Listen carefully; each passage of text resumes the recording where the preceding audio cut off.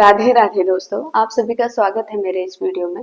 आज के इस वीडियो में आनंद लेते हैं भगवान की एक लीला के साथ, भगवान की कथा के साथ।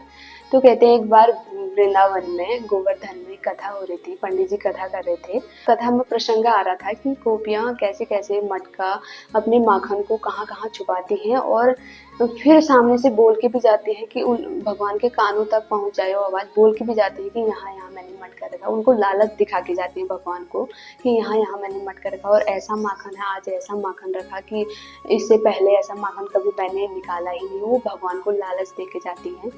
तो वहां बैठी एक ब्रज की लाली सुन रही थी गोवर्धन की।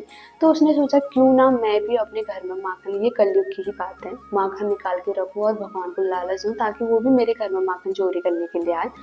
तो उसके मन में ये भाव आ गया अचानक कथा सुनते सुनते। तो उसने वो फिर रोज अच्छा सा माखन निकालती और रख देती, लटका के रख देती बीच अपने छत के, क्योंकि आंगन खुला था तो छत के नीचे वो लटका के रख देती थी एक खम्भे में। तो फिर जैसे ही कथा खत्म होती रोज, तो पीछे से फिर खड़ी होके दिखाती भगवान को, ऐसे मटका दिखाती और कहती देखो आज मैंने ये माखन निकाला और ये इतना अच्छा है, ऐसा माखन किसी ने नहीं निकाला। रोज लालच देके जाती और चली जाती फिर ऐसे भूल के। फिर दूसरे दिन आई फिर भगवान को ऐसे, क्योंकि फिर वो देखती थी कि आज भी माखन नहीं चोरा भगवान ने, आज नहीं खाया भगवान ने, और वो बोलती थी मुझे दर्शन मत देना पर मेरा माखन खा के जाना, ऐसा उसका भाव था। तो फिर दूसरे दिन आई फिर वो लालच दे के जाती भगवान को कि आज मैंने ऐसा माखन रखा है, आज इतना मीठा माखन रखा है। रोज कथा के पीछे से मटका दिखा दिखा के भगवान को लालच देती और बताती मेरे घर का रास्ता ऐसा है वैसा है, पूरा रास्ता समझा के जाती।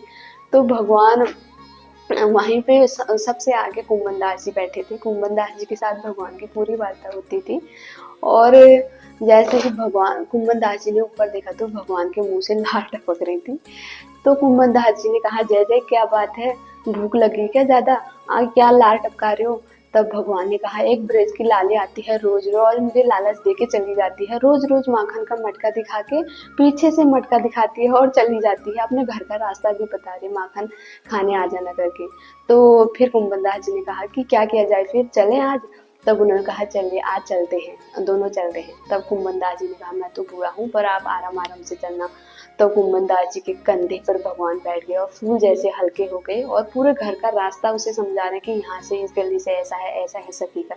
भगवान तक कुंभनदास जी बहुत खुश हो रहे कि मतलब सारे भगवान के घर का रास्ता ढूंढते हैं और आप एक लाली के वो घर का रास्ता समझा रहे हैं, कितनी भागिन है वो लाली, ऐसे करके कुंभनदास जी।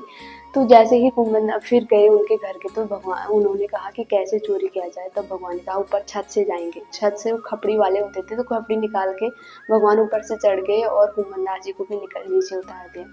तब फिर देखा भगवान ने कि यहाँ यहाँ रखा है करके लटकाए हुए मटके को देखा। तो कुंभनदास जी के कंधे पे चढ़ गए। फिर कुंभनदास जी बोल रहे हैं कि जय जय मुझे भी दे देना, मैं भी भूखा हूँ सुबह से। तब उन्होंने कहा ठीक है। भगवान फिर एक हाथ से कुंभनदास जी को, एक हाथ से मटका। तो फिर धोती नीचे सरक रही है भगवान की।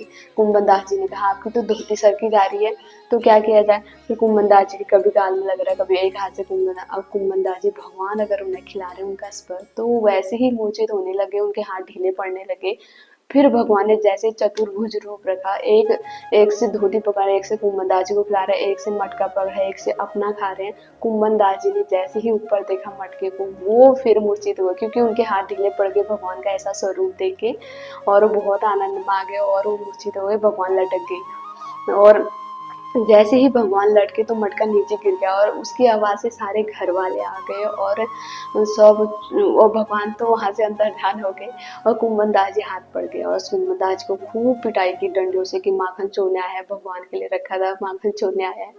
तब कुंभनदास जी कहते हैं वो सखी जैसे आई, कुंभनदास जी उनके चरणों, उस सखी के चरणों में गिर पड़े और कहने लगे ए सखी तू बड़ी भागिन है कि तेरे घर तेरे यश गाते हैं और भगवान और तेरे घर आए, और तू तो बड़ी भागिन है सखी, ऐसे करके बहुत उसका याद। और कहते हैं कि तुझे इतना प्यार करते हैं भगवान, वो बोलते हैं कितना प्यार कि तेरा तो यश गाते हैं भगवान, तू तो बड़ी भागिन है सखी। ऐसे कुंभदास जी फिर गाने लगे और तब घुमंदाज जी ने बताया कि भगवान ने मुझे बताया कि तेरे घर का रास्ता ऐसा है, ऐसा है, ऐसा है, तू कितनी भागिन है। तब वो बहुत भाव विभोर हो गया और वो भगवान से प्रार्थना करने लगी कि मुझे भी दर्शन दे करके। कहते हैं कि भाव का भूखा हूँ मैं करके, भगवान भाव के भूखे हैं।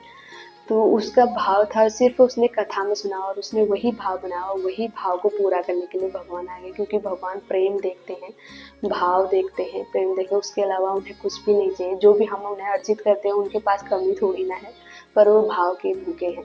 तो भगवान को भाव से भजिए, प्रेम से भजिए, आपको भी ये लीलाएं जरूर आपके जीवन में होंगे। तो इस कथा को यही समाप्त करते हैं और चैनल को लाइक करें, शेयर करें और सब्सक्राइब करें।